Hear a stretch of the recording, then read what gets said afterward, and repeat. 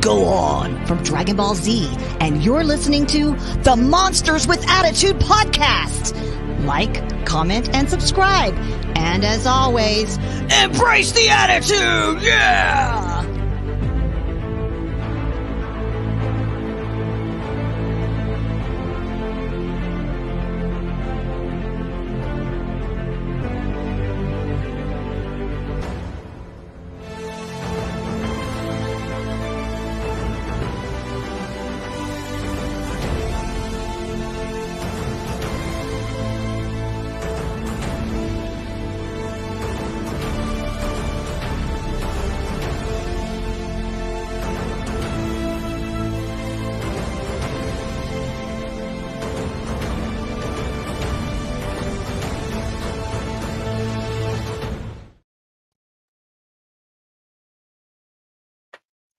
What's up, Monsters with Attitude? This is Godzilla Train 1090, and me and your boy Jordan are here today with another episode of The Raw Attitude. Jordan, how are you doing tonight, buddy? I am doing. Oh my god! I'm in lost of words. All right, I'm in. I feel blessed by the man upstairs. I'm not taking no puns away from Joe because I always feel blessed. But nonetheless, I am doing phenomenal. More than ever. All right. And it is because we do have a very special treat for you guys here at Monsters with Attitude. Well, absolutely, because of course, if you see Minus One, we all know who the heart and soul of that movie was, and that was definitely the character Noriko.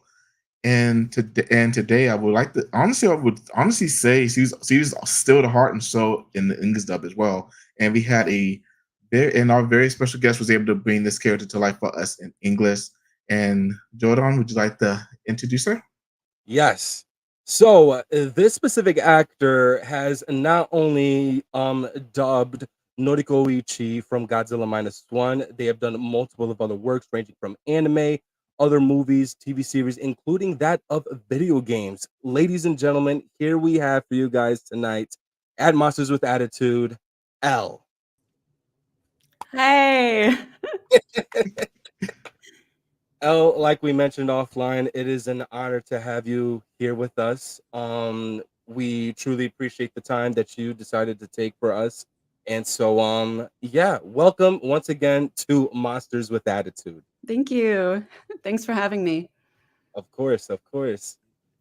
So to obviously, we're going to ask a little bit of questions and stuff like that. And obviously, if there's anything you want to add on to the questions, or add on to an answer that, if God forbid we do have a question of, we'll just let you continue to rock with it.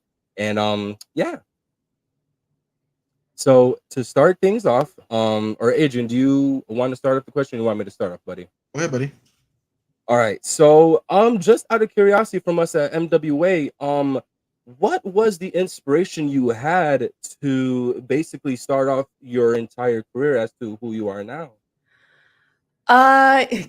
Okay. So when I was a little kid, I don't have a memory of not having seen the original Star Wars. It's just something that's always existed in my life. And I loved watching it as a child. I don't know how many times I watched the original Star Wars. And I loved it so much. I was like, I want to do that. And but then I can't remember when, but then I thought, oh, well, that's not realistic. I'll be a musician. And I don't know why I thought that was any more realistic. That's really hard to.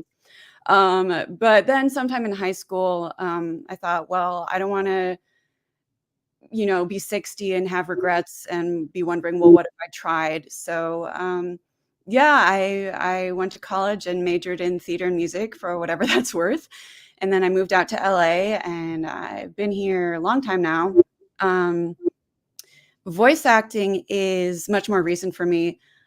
I had an interest for a while, but like the barrier of entry is just a little bit higher than theater and on camera. Like theater, you hardly need anything, and on camera, it's like these days, to tape yourself, you need a phone. It's not that hard, but to set up a home studio and get a good microphone and understand how sound recording works is a little bit more difficult. Mm-hmm. But the short of it is, I had made a demo, and I was in this database, and one of the top voiceover agents just found me and emailed me and was like, "Hey, we'd love to work with you." And that was in 2021, I think. Wow. Yeah. And then my first voiceover job was Shang-Chi. That was awesome. And then Wow. I started dubbing. My first dub was Pachinko, which was also huge. And then it just snowballed from there. And now that's most of what I do. Well, it's funny you bring that up, El, because that was about Shang-Chi. That was another question I want to ask you. And I mean, if we could even just like start up early throughout this interview, what was it like working on that movie, more so specifically like working for Marvel? Right. I mean, I don't know how much I can say about it just because Disney keeps certain things very secret. But I mean, it was so exciting. Like I said, it was my first paid voiceover job. And to go in there and be working on such a huge thing was, I mean, it was very exciting. It was a little nerve-wracking because I'm like, do I know what I'm doing? I think so. Wow, that's it's crazy. For me, I'm just speaking on behalf of myself. A lot of the Marvel movies for me really didn't like hit as much at the time when Shang-Chi came out. So when I came out to see the movie in theaters, I'm like, wow, maybe we need a little bit more of this than Sure. I don't know. I think maybe it's just because of like a different side of obviously like a cultural difference and stuff like that. But there's just some specific aura to that movie that just really like made me captivated to the movie and stuff like that. So knowing that you were in it just makes me like it and enjoy it even more. Oh my goodness. Yeah, I mean, that bus fight scene and also just Tony Leung is an amazing actor, and Yes, just yes. anytime he's on screen, it's just Yes. like, wow.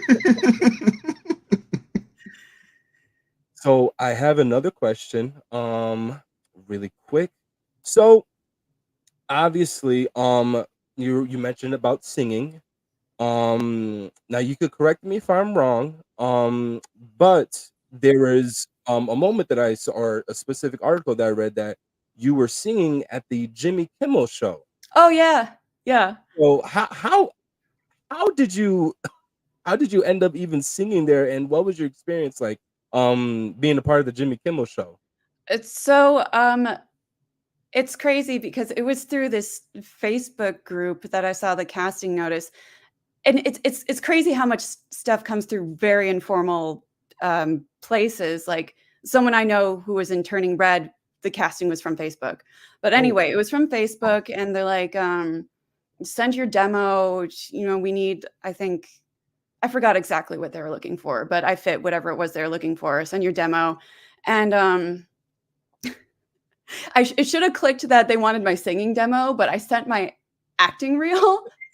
And from that, they're just like, "Oh, I don't care what you sound like. You've got a great face. We wanna put you in here." That was really funny.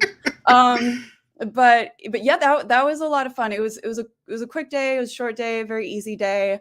Um, uh, Super chill. Everyone I worked with was really nice. And then like I think me and some of the girls, we accidentally ate macarons from some other party because like other places filmed there or used that studio space, but it was just fun and chill, and yeah. that's awesome. I saw that and I was like, I called Adrian person. I'm like, dude, L L was at the Jimmy Kimmel show. Yeah. Like, I was like, oh, I swear to God, look at. So that was definitely a nice little note to add on to anybody that's watching that wasn't aware of that. Um, I don't watch a lot of late night shows. But like I would like skim through a couple clips on YouTube and stuff like that of both works between Jimmy Fallon, Jimmy Kimmel, whatever like late night host there is out there and stuff like that. Big names, obviously. And I don't know, like Jimmy Kimmel just seems like a very comedic person. And every time I clicked on the video, I was just extremely like in tune to certain content he was creating, more so specifically like interactions with the animals and stuff like that with the animal experts. So those will always be hysterical. Um, so speaking of that, is there a specific video that you're on the Jimmy Kimmel Show that's on YouTube? Yeah, I think that I was one of the backup singers, I guess you would call me. I think the artist was called Rodrigo y Gabriela, I think. So if Oh, you type that into YouTube, type them into YouTube and then Jimmy Kimmel, I think their segment should probably come up. Yeah. Let me Google that real fast. I think that's what they're called. yes, Yeah. because I would have known. I would definitely go on YouTube to watch and check it out, and I'm like, oh, look at. I'll tell my fiance, look at, there's Elle. Yeah, Rodrigo y Gabriela. I had long hair then, but Oh, but I wow. should be fairly recognizable. Yes. Well, I'm I'm gonna be scouting that video for you, Elle, because I'm gonna be like, oh my goodness, wow, another multi-talented actor. Wow, good for you though. Congrats to that. Thank you. Um, Adrian, do you have any questions you'd like to ask Elle? So actually, before I get to my question, we actually did want to check in with the chat real quick. Of All course, we right, all right. got Eric Stope, off Feather, Brotherman and Monsters of Attitude, May the Kaiju, Joe Myers. Hold on, you might recognize this person, just maybe. Yes. Elle, this is my mother, Elle. So yeah, hi mom. And then we have Oscar Solis also. Another beloved member with us at Monsters with Attitude. All right, so now so yeah, Adrian, what was one of the questions you wanted to ask? Oh, So I was kind of curious. How exactly did you land the role as Nautico in Godzilla Minus One? How did that come about exactly? Um, this is one of those things I might be able to tell you, but I'm not 100% sure, and I don't want to make Netflix and Toho mad. yeah, no, So I don't. Yeah, there's certain things I'm just like I'd have to go through my NDA and contracts very specifically. Mhm. But I can tell you I do the company that dubbed it, VSI. I have worked with them a lot. They probably pay for most of my life, wow. and I'd worked with the director before, so I'm sure Yep. that helped. But yeah, when I got the email, it was an email that I was working on. I was like, whoa, yeah, it was pretty exciting. So Before you got that role, were you previously a Godzilla fan? Casually, I've seen a handful of Godzilla films. I loved Minus One Mhm. when when I went to the theater. I was like, oh, fun, we'll go see a monster movie, and then it's just next level. It's so amazing. So I love Minus One. But yeah, Godzilla's always a fun movie, I absolutely, think. Yeah. yeah, that's what we're all here for. I mean, I have the shirt, my entire arm is as like Godzilla. Wow. Yeah, so that that was another question I had for you, was if you had watched Minus One prior to finding out that you had the role. For us as the Godzilla fans, for the longest, at least when Minus One was released here in the States, we always asked ourselves, was there going to be an American dub here in the States? And there, I'm not gonna lie, there was a point where we were just like, you know what, we admit defeat. We don't care if we don't get an American dub. It's still an amazing movie. And so we were just at that, I guess, mindset with Minus One. And then obviously getting the news that it was coming out on Netflix. And at the time, I was at a convention by the name of Kaiju Brooklyn 2. And they were watching they obviously they had the movie Minus One up on like one of their projectors in the main lobby. For just like obviously people that already pre-ordered their tickets, or people just walking by within the pavilion to be like, oh, it's Godzilla, what is this, just to grab in more attention from other people. And so one of the hosts of the entire event was like, dude, did you get to watch Minus One? And I'm like, well, I've seen it so many times but not on Netflix yet. So he goes, do you know they have an English dub, right? And I'm like, get the F out of here. I I go chasing, looking for my fiance while she was buying our puppy a dog collar and stuff like that in the harness, and I'm like, Michelle, they have -1 on dub. We got to go check it out. And I'm not gonna lie, like we literally left the convention more early than we should. What? Seriously? Go all the way back. And mind you, I'm all the way in Connecticut, so it's like an hour 30, hour 40 minutes from Brooklyn. Oh my Um, gosh. but we traveled so many times and like within this specific perimeter that we're just like, this is nothing to us. So we left. We went to go see -1, and then obviously that's when we were introduced, to your role and many others that had dubbed -1. Um, so Adrian, do you mind? We got to give Ella a round of applause for giving us the English dub of Godzilla -1. Because that specific character, Noriko Oishi, for me personally, I'm not a big fan of solo Godzilla movies. No disrespect to any of the originals and stuff like that, especially the classic 1954 one. But when going into theaters watching -1, I'm like, I had this whole newfound respect for solo Godzilla movies.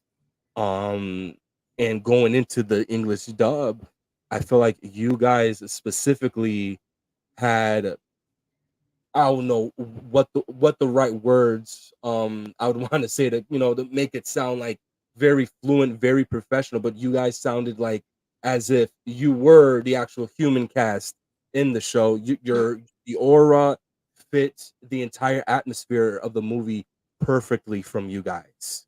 Oh, thank you so much. I mean, I thought, Absolutely. yeah. Sorry, did you have something else to? No.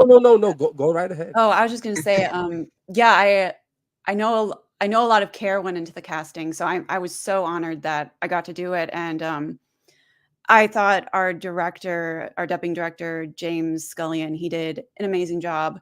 And I know this was very important to him, and he really cares about dubs a lot and definitely wants to elevate what dubbing is. So I was so happy that people think we're decent. So yeah. Guys were absolutely amazing. And I know, you're gonna have, especially like within a specific fan base, being the anime community, which I know you're also a part of as well. A lot of people have their opinions with like obviously the English dub and stuff like that. Oh, listen, if we're gonna watch, Japanese products ranging from movies or anime, we want to watch it from the full source. But then obviously there's times where we just want to shut our brains off, not feel like we're reading an entire book when we're actually watching the movie. Right. And obviously, for at least Godzilla's sake, there's been some, cringy dubs, but for us as the fans, that's what makes it so much of an iconic It's franchise. part of the charm. Yeah. Yes. Yes, exactly. I know within a lot of like, especially like the more recent Godzilla that's been coming out within these past few years, the dubbing has just, for me, it's just been like on point. And I don't know what it is with Toho, I guess changing up that idea, because I know there's other like Japanese movies or animes that we watched within our fandom that still have that cringy dub. Sure. But Godzilla's has been, or at least Toho has been like on point with making these American actors like on point with just fitting the aura and the dark side that is obviously something that's like Godzilla. There was so much emotion that you brought into the character that like, oh my god, just thinking about it right now is just giving me goosebumps and stuff like that. Because that's again, like I said, I with the whole solo films, and especially like the lead um female actresses that would play a specific traditional role in the Godzilla movie. There was how would I say, there was this a specific role that they would have. Noriko played a role that we've never seen in Godzilla. So now to touch base with the Godzilla -1 movie, um, obviously you've already seen the movie and stuff like that. Was there any type of practice you needed specifically to, I guess, like enhance the character Noriko and stuff like that? Okay, so here's how dubs work. Okay. Uh, there is no preparation.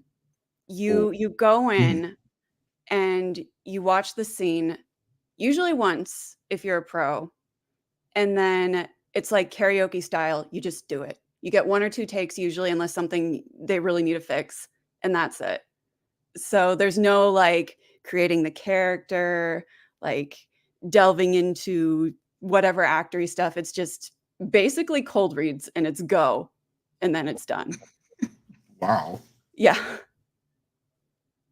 You know, That's incredible because Noriko had so many powerful moments in the movie where you really had to get that one time. That's just outstanding. Oh, Or thank you 1 or so 2 much. I times. mean, for this particular project, I did have the advantage of having seen it, but yeah, you don't. There's dubs move so fast. Yeah, you don't get time to prepare, and then for like, they always want to keep everything super secret, so they're not going to send you any material. It's just No. that's it. Yeah. wow, I never known that at all. Yeah, it's pretty I- crazy. Oh my goodness. It's funny. I wanted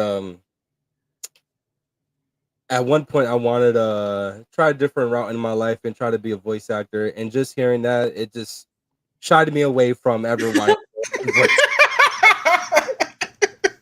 It's quite honestly amazing that dubs are as good as they are, I think, because it's pretty crazy. And That that's why does explain a lot, though. That is absolutely, again, multi-talented. I couldn't do it. Oh my god, I would lose sleep over that. I would be pulling hairs out of the top of my head if that was me. So Adrian, do you have a question? Because I think I have one.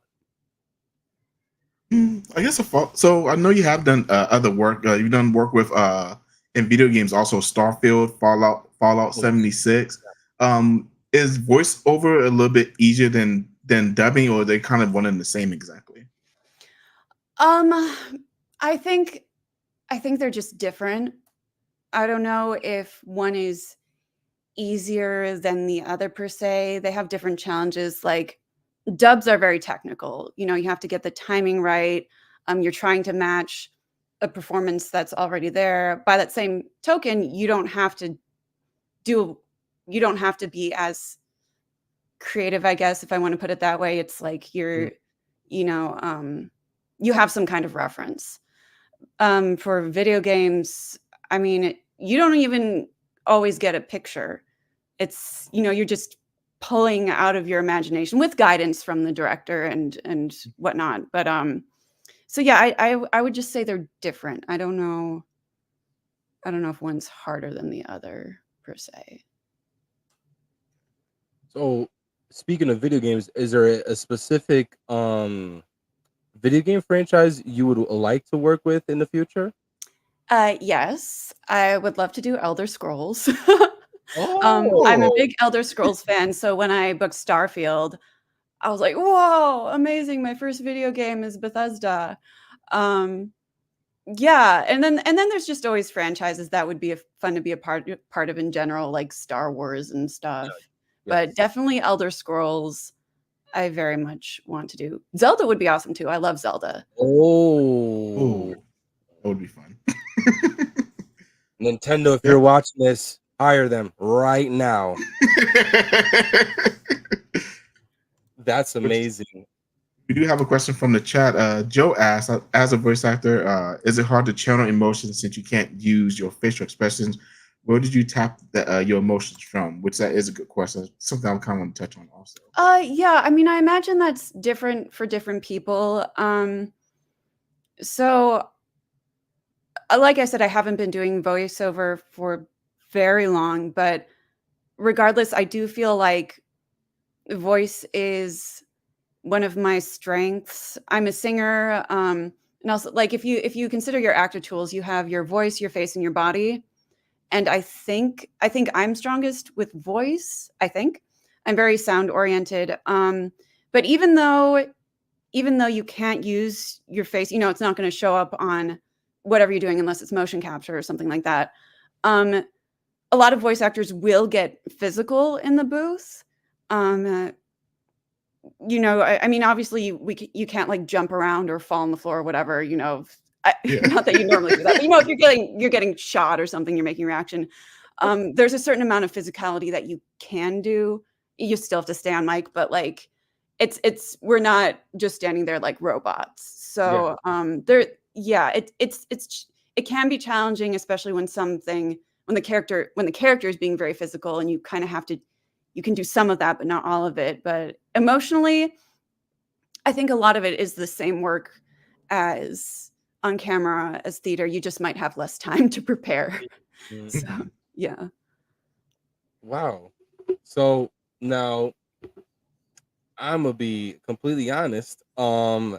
With anime, there is one role specifically that it always pops up when I search you up. That, I mean, granted, I haven't had yet the chance to watch it. Actually, let me double check to make sure that I got the name right. Um, because all right, so right here, oh wow, well, I don't even know how to pronounce this, but is The Way of the Lone Wolf on Netflix? Yes. So Yes.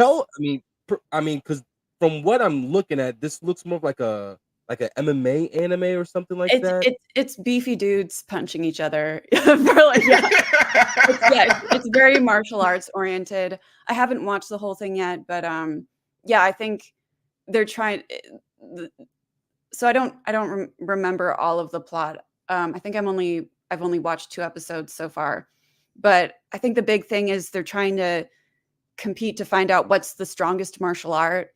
So there's a lot of fighting. From what I understand, a lot of it's pretty good. I think they even like rotoscoped some of it. If that isn't something that someone just made up, I read that they did. I can't verify that. My character is not involved in any of the fighting, but she does want to marry the strongest man in the world, and that kind of keeps coming up. So, yeah. Yeah, I saw that. I mean, I have an MMA background, and I've always I have the specific charm for, like, obviously, like, mixed martial arts, anime, boxing, taekwondo, whatever the case may be, pro wrestling. So I saw that and I was like, oh my god, you know what? I've never heard of it. It wasn't until like when I reached out to you, and I saw that on one of your profiles, I was like, oh man, like, how come I never heard of this? Yeah, you And then might you like started it. like that. So I'm definitely gonna have to give it a watch tonight. Okay. But with the anime topic that's being brought up, just like with video games that we had asked previously, is there a specific anime or a specific anime franchise that you would want to work with as well? Um, I'm not 100% sure. Uh, I got her, Adrian. well, Code Geass is getting a sequel, but I'm not doing that. So sad day. But if yeah, but well, there's always. I mean, if I could do a Miyazaki, that would be like the most amazing thing ever. Oh, Miyazaki movie. I don't know if I'm famous enough for that, but I heard he's gonna do one more. He's always doing one really? more. That's what I heard. That he feels like he has to do one more. But yeah, I mean, any Miyazaki would be amazing. But I mean, there's always. I enjoy. I mean, of course, there's the really long anime series that I enjoy, like Naruto. Though I've only watched a fraction of that. But I tend to enjoy in general shorter ones. So I feel like what I'd want to be on, I don't even know about it yet. If that makes sense. So, yeah. That's interesting. I didn't hear about oh my god. I just I just drew a blank. The Ghibli, director, what was his name again? Miyazaki? Yamazaki? Miyazaki. I didn't know that he was supposed to be doing one I more. think so. That's what I read. So like I said, unless people are making things up, I think that's what I saw. So, yeah. Oh man, Michelle's not gonna be happy. She loves Miyazaki movies. I remember, like, one of our first dates, she was like, "Hey babe, I want to watch a movie with you." I'm like, "Okay, whatever." And she she put on you're probably familiar with this Ponyo. Yeah. So I'm like, "Oh, why am I watching this?" And then like I don't know, just towards the end of the movie, I'm like, you know what? I do not regret watching this. This was actually a really fun, cute movie. Mhm. Um, I'm trying to think. I had another comment about Miyazaki, but it just It's gone. yeah. I do have another question. Let me double check through my notes really quick. Um, right here. There we go. So, okay. I mean, boom. So, obviously, you mentioned you grew up, to a certain extent watching Godzilla movies and stuff like that. Was there a specific?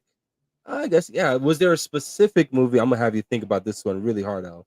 Is there a specific movie that I guess was the introduction to, I guess, your interest in Godzilla?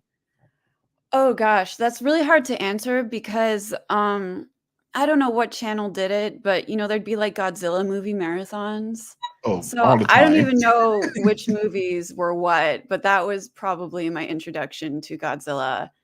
And uh yeah, I mean they're definitely the more fun, goofy ones with goofy dubs. So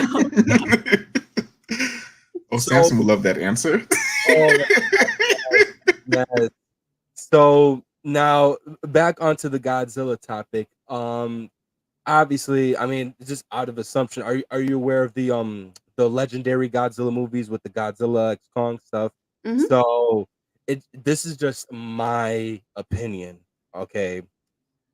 Obviously, one of the most beloved characters within our franchise, especially within most recent years in the Monsterverse, is that of Mothra.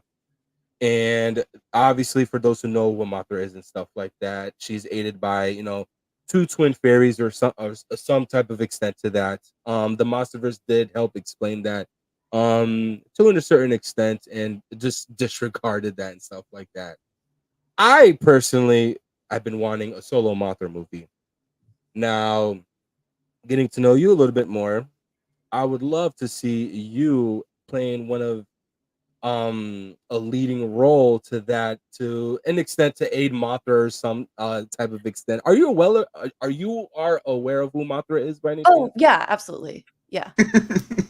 So yeah, like that's like, just looking at you, your aura and stuff like that. Mm. I'm like, you know what? Why am I looking in my head a poster of the legendary Mothra, and Elle is right there in the front cover and stuff like that? Probably like riding Mothra's back or something like that. I don't know what it is. But is working with Legendary or even specifically like the Monsterverse something that had piqued your interest from watching like the newer movies and stuff like that? I mean, how could you say no? What's actually interesting, I have like two competing trains of thought. First of all, Mothra is in the MonsterVerse is gorgeous. I Yes. love what they did Yes. with her. Um, Also kind of a cool other Godzilla connection.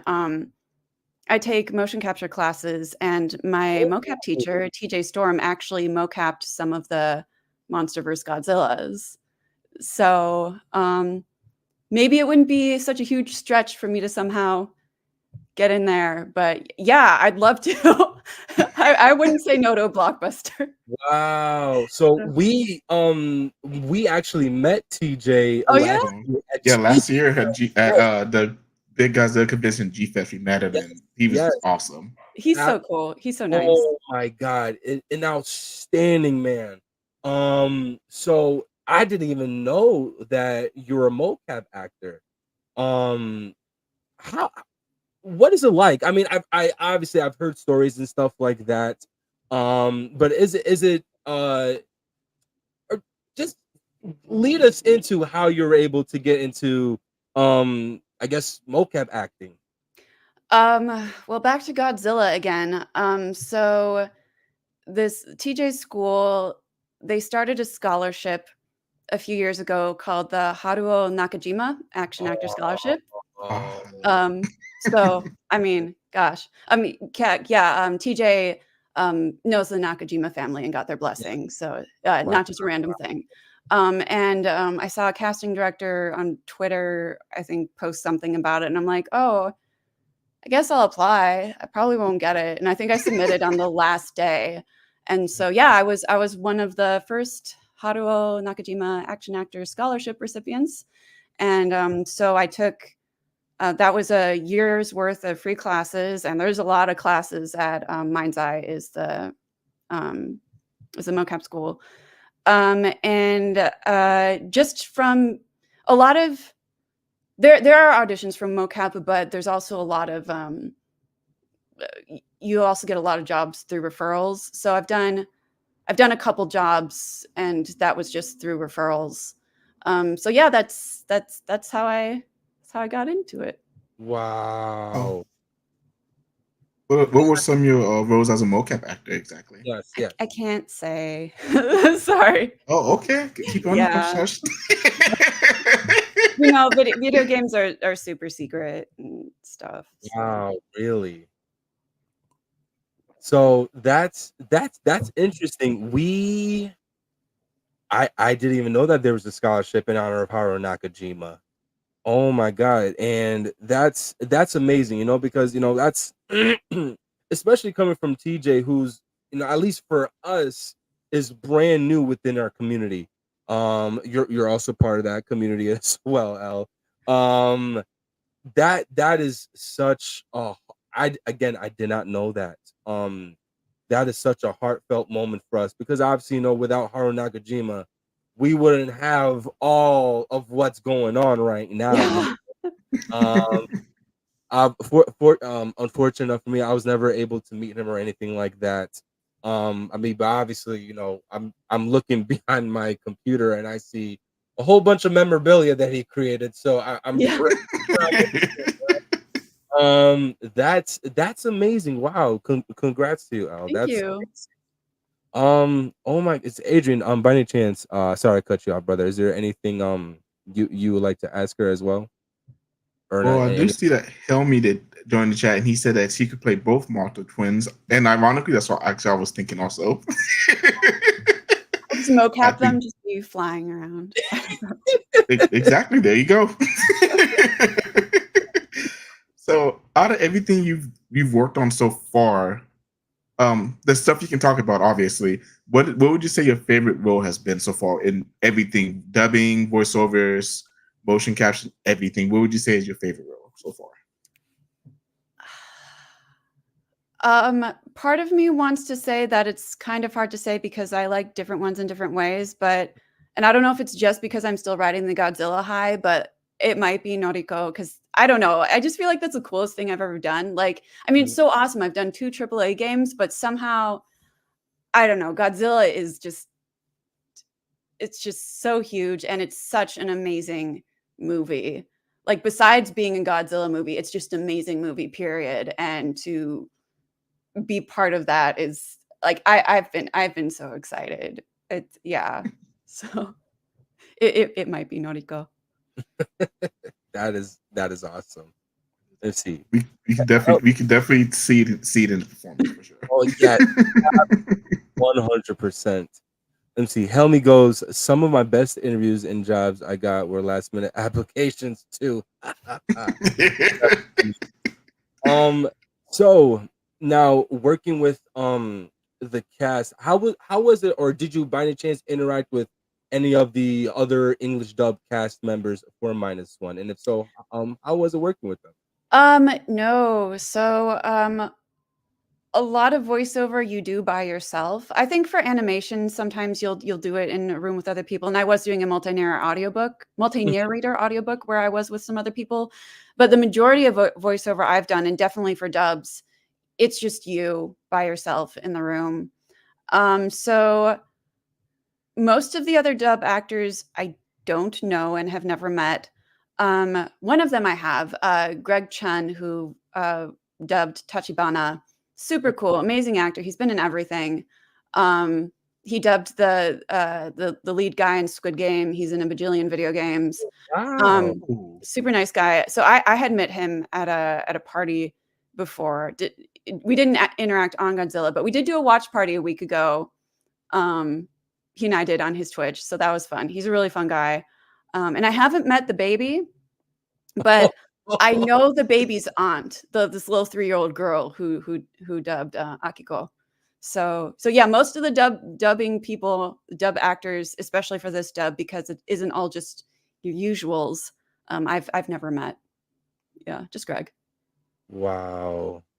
Well, at least Are we you- got that's oh man, because I'll always see like videos on YouTube of like I'm gonna guess there are older videos like early 2000s, like slight late 90s-ish of people voice acting over specific shows within specific characters, and I always see them interact. So I don't know if that's something that like was changed as time went on, or maybe like to fit the protocol after COVID happened. I don't know what the deal was with that, but I did not know that. It was just, I mean, obviously you mentioned before, like when you were playing the role as Noriko, that it was all just, I mean, most of it was just one take and you just had to watch a specific screen. I didn't know it was just like you and just like this one Yeah. box.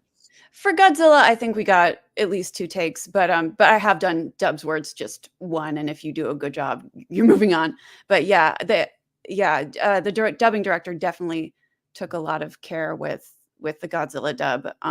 But yeah, it's you don't, and I think I was might have been the first one to record, so I don't even get to hear what the other actors did. Obviously, I can hear what the Japanese actors did, but yeah, you don't necessarily have a lot to play off of when you're dubbing, but yeah, I mean, it's for the situations where there are multiple actors, that's really fun. Yeah. So, because I also noticed in the dub, in a lot of Godzilla movies, they don't normally do this. When you were going over your script, was it the subtitles that were being translated through the Japanese actors that you had to read through, or was it like that same translation through the subtitles put on paper? Because what you guys said, at least when you guys were recasting English dub for this, was like spot on to what was translated in Japanese. So how it works is, and I don't know all of the tiny specifics, but there's an adapter who will get more or less a literal translation, and I think, and then they'll rework that translation to match with the mouth movements that are happening on screen. Americans in particular care about lip sync. Certain other countries don't, or at least not so much, but American audiences in general are very particular about it. So yeah, the adapter's job is to make it match the mouth movements and to make it sound like more natural English, because sometimes the literal translation, while not incorrect, sounds kind of weird. And so they'll put it into the more or less karaoke software, and then I'll get there. And if everything goes well, it's what the adapter put in. Often, we'll have to rewrite some lines on the fly because maybe it didn't quite match up quite well, or maybe it sounds a little awkward. So we do our best to keep it as close to the original as possible. But yeah, I think the biggest thing where we have to get creative is mouth movements. So. Wow. Again, another thing I did not know about. I mean, honestly, I'm not watching anything else here released in America translated in like French or something like that, but I would have never known that. Wow, that's something new. Now with Minus One, one of Adrian says it, I've said it, our other co-hosts have said it, you and the Phantom have said it. We want a sequel. You personally, outside of your acting career and stuff like that, just from one fan to another, is that something that you would like to see? Yes and no. I feel like Ooh, when a movie is so good, it's like, well, how do you top that? Like, how do you not be disappointed by a sequel? On the other hand, sometimes sequels are even better than the first one. So I mean, if they do an amazing job, yes. It's just they've given themselves a very tough act to follow. I've heard rumors of them working on a sequel. I don't know what's true or not. They definitely left room for that, given the G cells and Oh, Noriko's neck. yes, But yeah, yes. So to add to that, let's just say from a creative standpoint, for your character Noriko, let's just say you were given the creative freedom to want to have Noriko portrayed a specific way, especially if God forbid, like we were to have the sequel.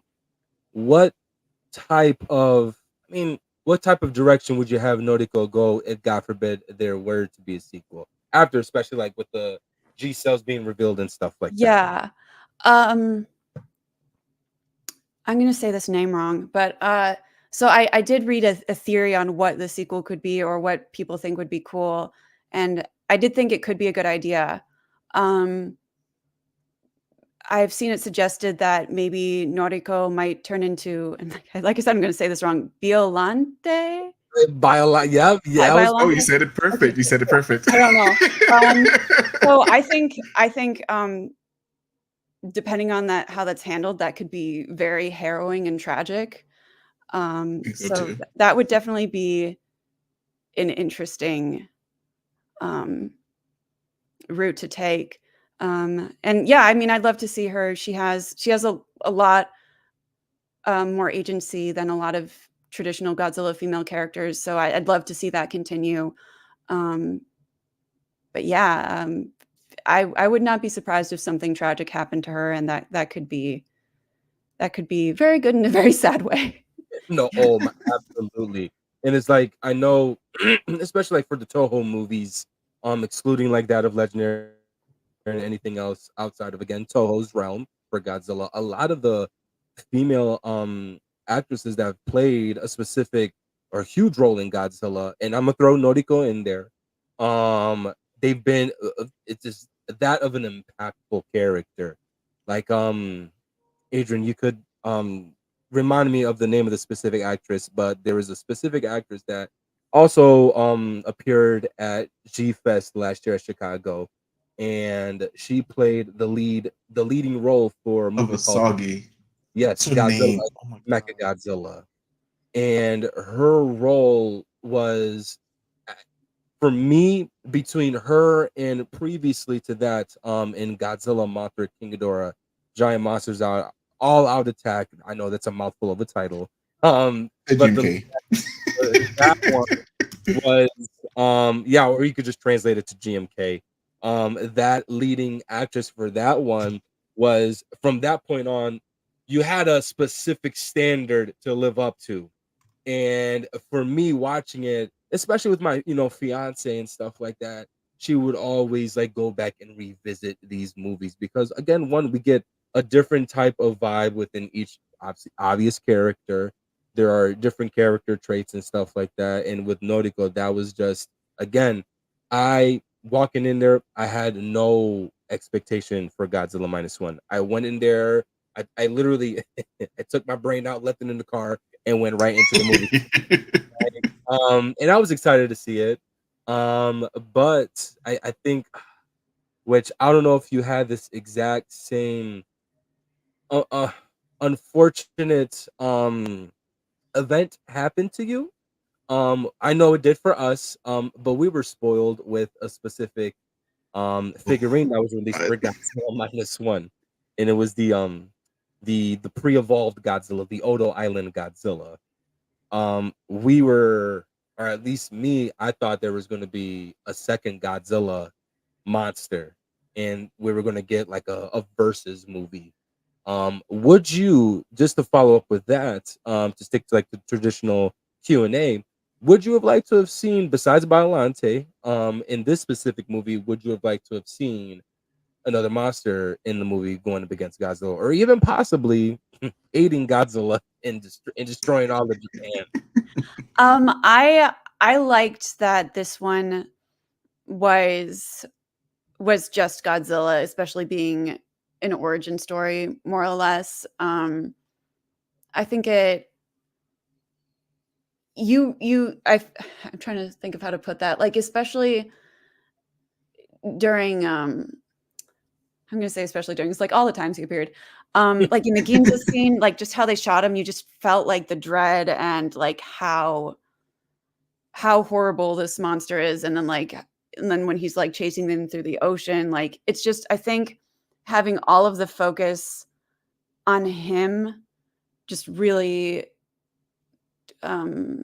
made him seem like a very profound thread. And there's definitely a place for versus movies. They can be very fun. And of course, it also harkened back to the 1954. I think that was a big similarity there, and I think that was very powerful, and I appreciated that. Yes. So, And honestly, I agree with you because I'm a real big fan of solo Godzilla movies because, like you mentioned, having to focus on Godzilla just brings a different feel to the entire movie and a different dread for the character, especially for Godzilla's origin story. So that was probably the only thing I asked for whenever this movie got announced was just let it be a solo Godzilla movie because we haven't had one since 2016. Let's get another solo Godzilla movie and let's just watch him wreak havoc, and that's exactly.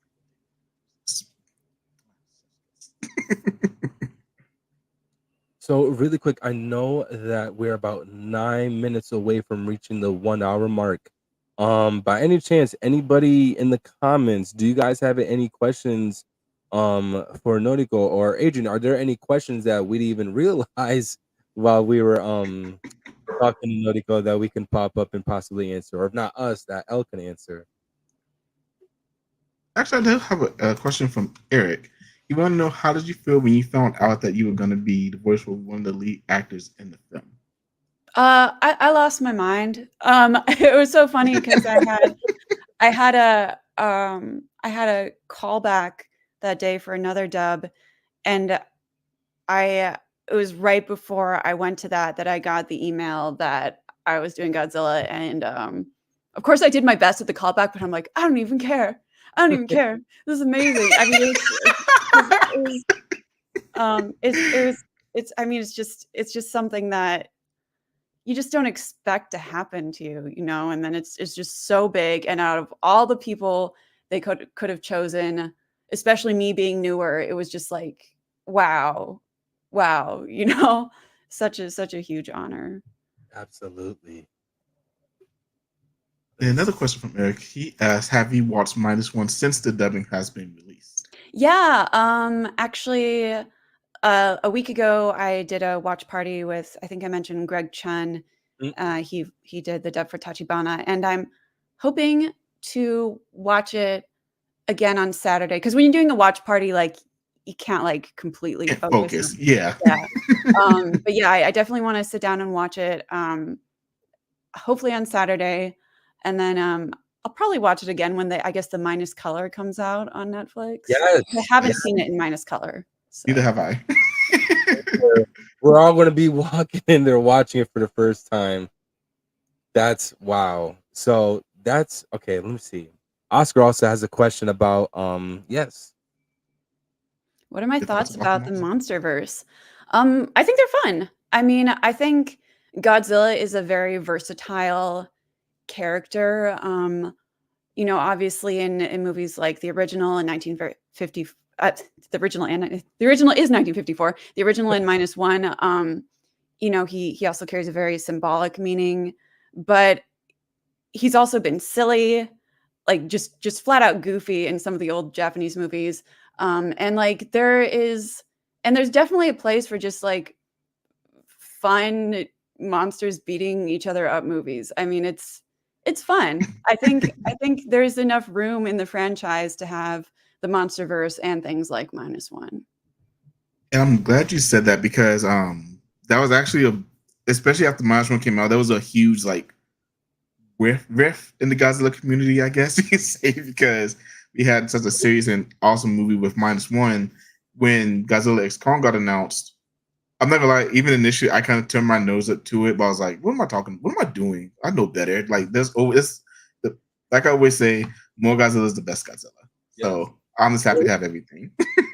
it was like a civil war between us and the Godzilla community with that. And it's like, to a certain extent, I could understand, certain, assets to why people believe that. But like Adrian hit the nail with the coffin, more Godzilla is good enough for me, Sure. uh, which that's amazing. Helmy goes, let's see, he said, "Amen, sister, preach it." Helmi also said that you do look a lot like Noriko. Oh, Also. I noticed that on IMDb, like my picture and her picture, we almost have the same expression. I was like, oh, okay. Yeah. Yeah. So Helmy asked also,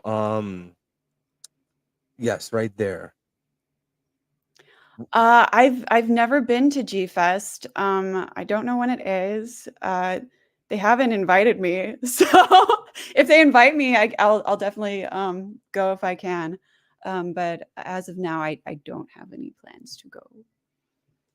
So there you go, Helmy.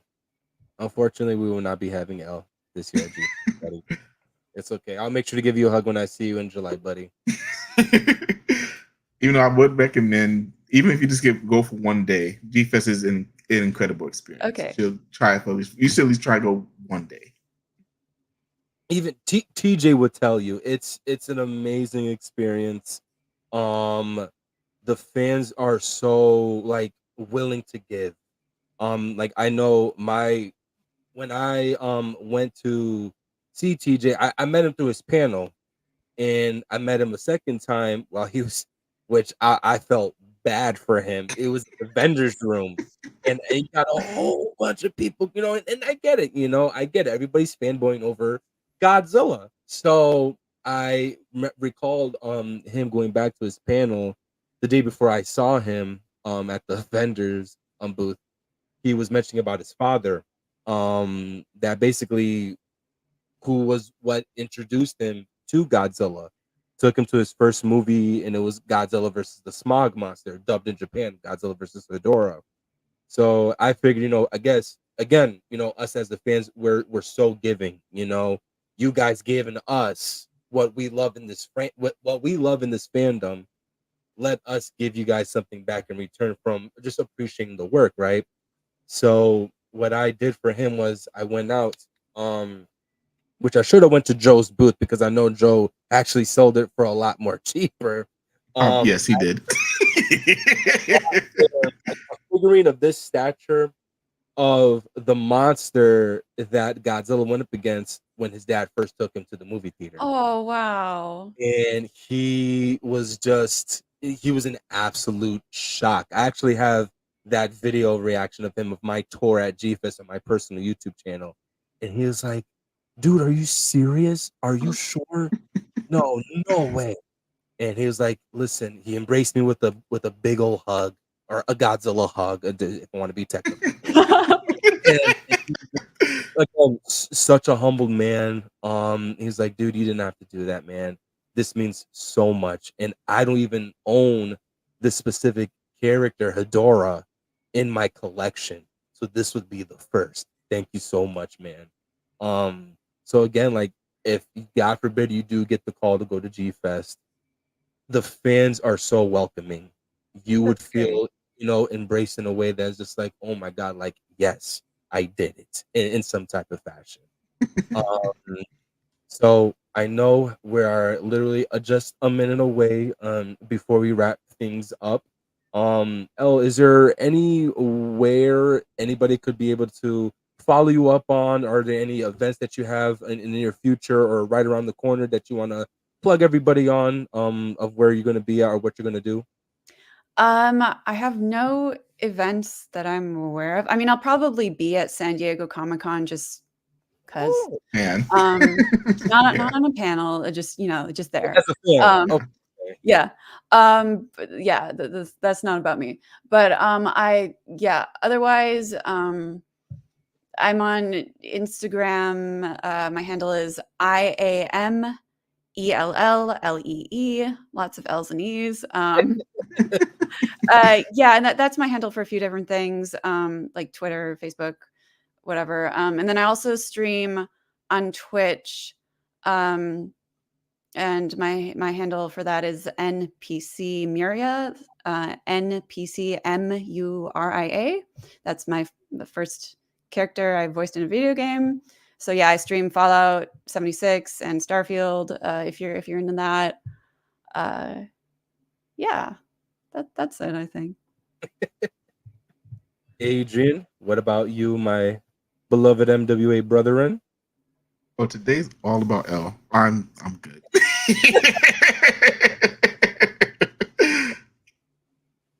Nah, but L, thank you so much once again. I know I've been thanking you even offline about how much we appreciate you taking your time just to be with us, even if it was just for an hour.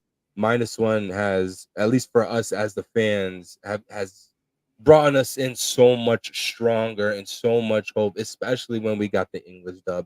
And you played a huge part in that. So again, we thank you so much for coming out with us at Monsters with Attitude.